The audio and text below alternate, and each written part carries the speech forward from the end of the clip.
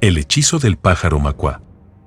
Desde que era niño, había escuchado hablar del misterioso pájaro macuá y su nido.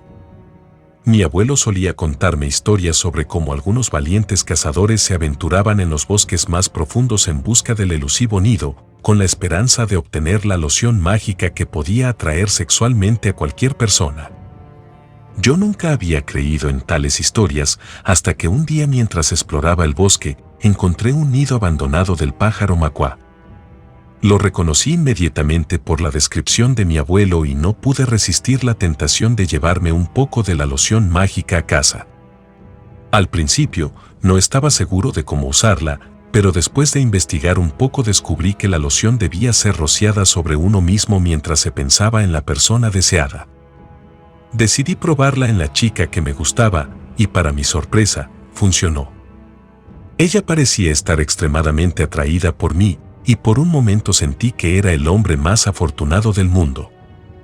Sin embargo, pronto me di cuenta de que había cometido un gran error. No era amor verdadero lo que sentía por ella, sino un deseo forzado por la loción. Y ella tampoco estaba realmente interesada en mí, sino en la ilusión creada por el embrujo. Poco a poco, comencé a notar la soledad y el desprecio de las personas antes atraídas por mí. Me di cuenta de que había caído en la trampa del nido del pájaro macuá y ahora tenía que encontrar una manera de deshacer lo que había hecho antes de que fuera demasiado tarde. Unos días después de aplicar la loción, empecé a notar algunos cambios extraños en mi vida.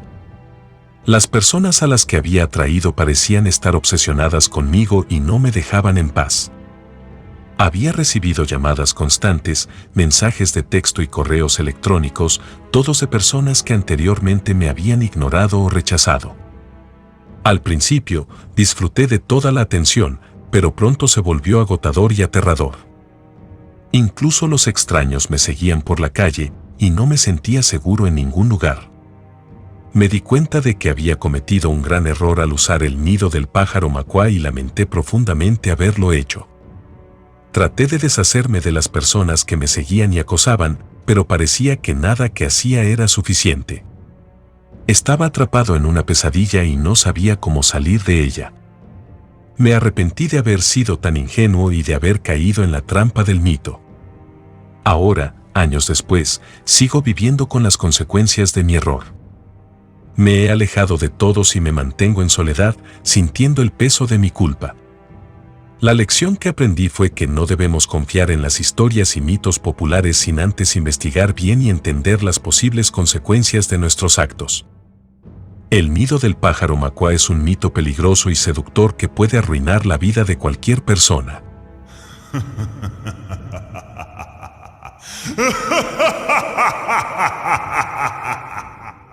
El reinado de la oscuridad. El cementerio de San Juan era uno de los más antiguos de la ciudad, con una historia que se remontaba a la época colonial. Sin embargo, la gente tenía miedo de ir allí, pues se decía que el cementerio estaba maldito. La leyenda decía que los espíritus de los muertos que descansaban allí habían sido poseídos por un demonio, que los hacía volver a la vida y convertirse en siervos del mal. La gente decía que a menudo se escuchaban gritos y lamentos provenientes del cementerio y que las tumbas a veces se movían sin razón aparente. A pesar de todo, había un grupo de personas que seguía yendo al cementerio para rendir culto al demonio. Estas personas creían que el demonio les concedería deseos y les daría poder, y estaban dispuestos a hacer cualquier cosa para mantener su favor. Pero lo que estas personas no sabían era que, al rendirle culto al demonio, estaban siendo poseídas por los espíritus malditos del cementerio. Una vez poseídas, estas personas se volvían violentas y agresivas y se dedicaban a cometer actos terribles en nombre del demonio. Poco a poco, el número de personas poseídas por los espíritus malditos del cementerio fue creciendo. Y, a medida que pasaba el tiempo, la ciudad comenzó a sumirse en la oscuridad. Cada día era más común escuchar noticias de crímenes terribles y destrucción en las calles. La gente comenzó a darse cuenta de que algo extraño estaba sucediendo en la ciudad. Los rumores sobre el cementerio maldito se extendían rápidamente y las autoridades locales comenzaron a investigar. Pero cuando las autoridades llegaron al cementerio, se encontraron con una escena aterradora. Las tumbas estaban abiertas y los cuerpos de los muertos habían desaparecido. En su lugar, encontraron a un grupo de personas poseídas por los espíritus malditos del cementerio. Las autoridades intentaron detener a estas personas, pero se dieron cuenta de que ya era demasiado tarde. Los poseídos eran demasiado fuertes y no podían ser detenidos por la fuerza. La ciudad se sumió en el caos total. Los poseídos comenzaron a destruir todo lo que encontraban a su paso y la gente empezó a huir despavorida. Pero los poseídos los perseguían y no había ningún lugar seguro. Al final, la ciudad fue destruida por completo. Los poseídos habían logrado su objetivo de crear un reinado del mal en la tierra y no había nada que pudiera detenerlos. Y así, el cementerio maldito se convirtió en el epicentro de la oscuridad, un lugar en el que la maldad reinaba y las almas eran condenadas a la eternidad. La gente aprendió a evitar ese lugar, pero siempre habría algunos que se atrevían a desafiar la maldición del cementerio solo para desaparecer para siempre de la historia.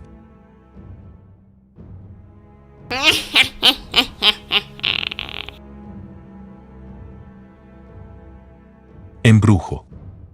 En San Cristóbal, una bella chica llamada Ana había estado enamorada del doctor Juan Carlos desde hacía mucho tiempo. A pesar de sus numerosos intentos por llamar su atención, él nunca pareció notarla. Pero Ana estaba decidida a hacer cualquier cosa para ganarse su corazón.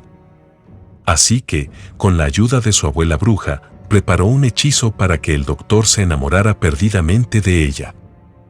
Después de una ceremonia oscura y misteriosa, el hechizo funcionó. Juan Carlos comenzó a buscar a Ana por todas partes, llamándola por teléfono, enviándole mensajes y regalos. Ana estaba extasiada y emocionada de que el hombre de sus sueños finalmente la notara. Pero pronto, Ana comenzó a darse cuenta de que el amor que sentía Juan Carlos por ella parecía forzado y artificial. Él parecía estar bajo un hechizo y ella empezó a sentirse culpable por lo que había hecho. A medida que pasaban los días, la situación se volvía más intensa y Ana empezó a sentirse atrapada por el hechizo que ella misma había lanzado. Un día, mientras caminaba por el centro de la ciudad, Ana se encontró con una anciana que parecía conocer su situación.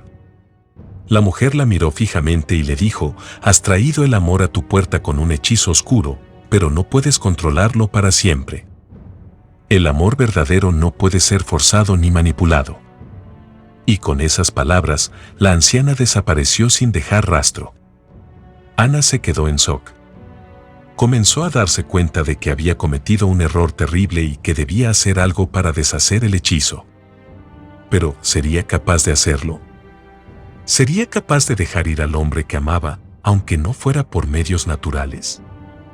La relación entre Ana y el doctor se intensificó después del matrimonio, pero pronto ella comenzó a mostrar un comportamiento celoso y posesivo.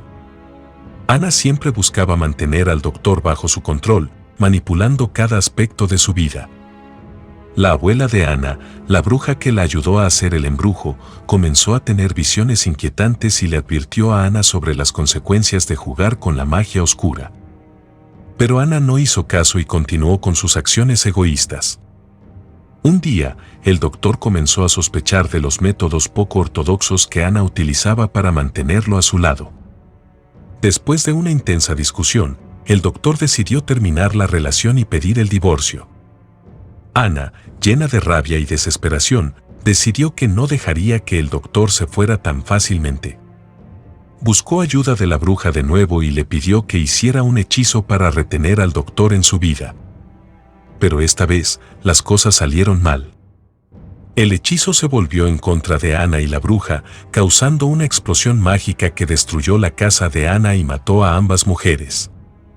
El doctor, a pesar de haber escapado de la explosión, quedó traumatizado por lo que había presenciado.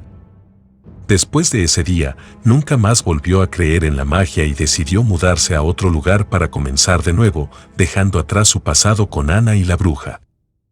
La historia de Ana y su abuela terminó en tragedia, siendo una lección para aquellos que intentan controlar a otros a través de la magia oscura. El precio por jugar con fuerzas sobrenaturales siempre es alto, y esta vez, Ana pagó el precio final con su vida.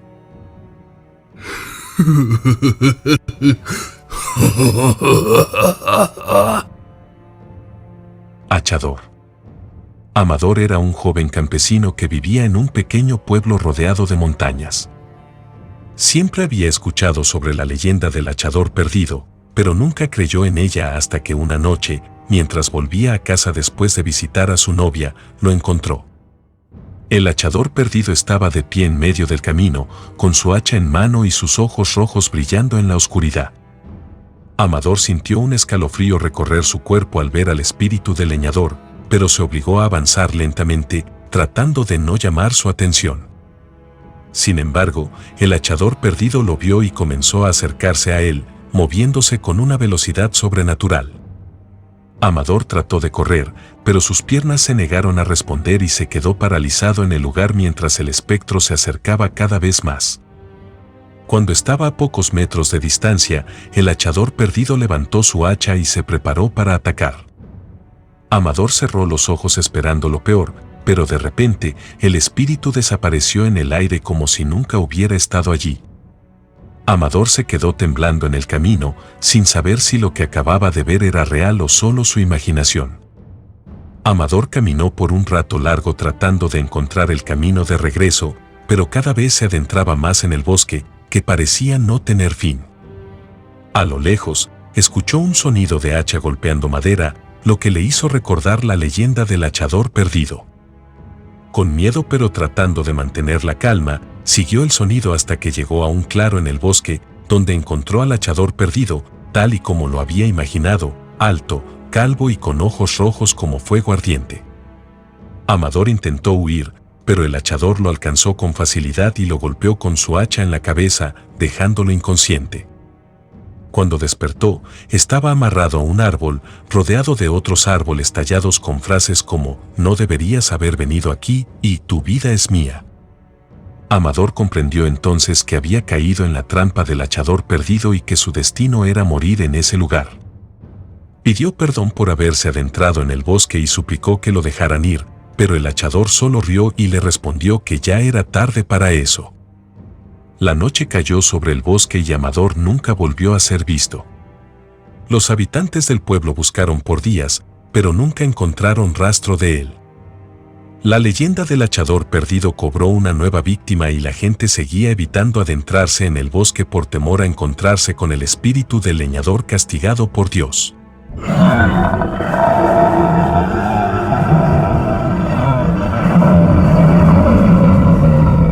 Isabel y la difunta Correa. En 1840, en un pueblo argentino llamado La Majadita, vivía Deolinda Correa junto a su marido y su bebé. Un día irrumpieron soldados reclutando hombres para la guerra, así que se llevaron a su esposo y la dejaron desprotegida.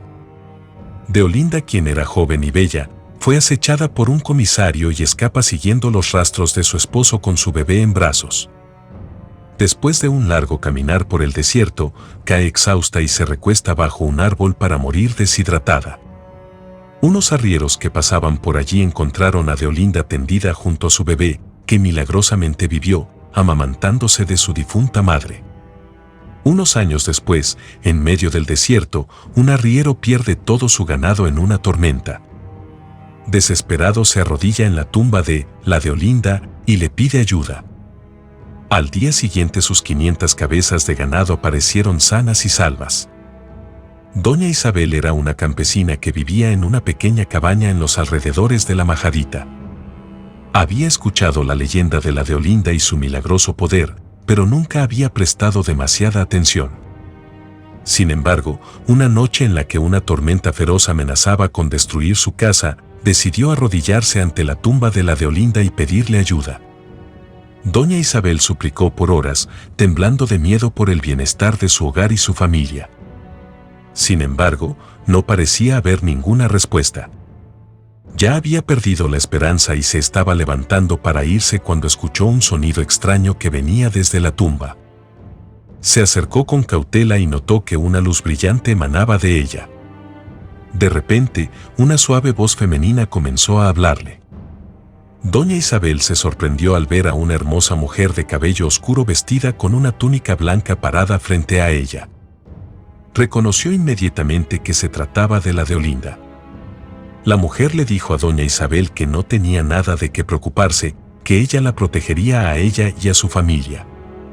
A partir de entonces, su casa y su familia estuvieron siempre protegidos, gracias al poder de la milagrosa Deolinda. La historia de Deolinda Correa se convirtió en una leyenda popular en Argentina, especialmente en las regiones rurales. Se dice que su espíritu protege a los viajeros solitarios en el desierto y a los campesinos necesitados. Además, se cree que su leche materna tenía poderes curativos y que su tumba es un lugar sagrado donde se pueden conceder milagros y favores.